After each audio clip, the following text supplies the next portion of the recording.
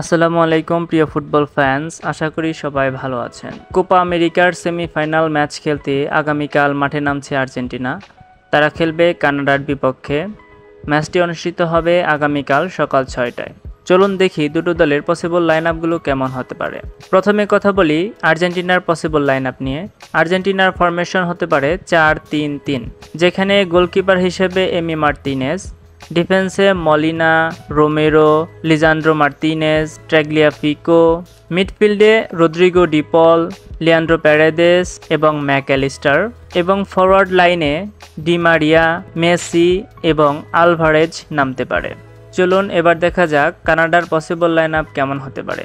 কানাডার ফরমেশন হতে পারে 4-2-3-1, যেখানে গোলকিপার হিসেবে ম্যাক্সিমি ক্রেপেও, ডিফেন্সে Alistair Johnston, Alphonso Davies, Derek Cornelius, Moise Bombito, defensive মিডফিল্ডে Jonathan Osorio, Stephen Eustaquio, attacking মিডফিল্ডে Jacob Shaffelburg, Jonathan David, Richie Laryea এবং ফরওয়ার্ডে কাইলি লারিন নামতে পারে। ম্যাচটি আপনারা বাংলাদেশিরা টি স্পোর্টসের মাধ্যমে এবং ভারতীয়রা সনি নেটওয়ার্কের মাধ্যমে দেখতে পারবেন।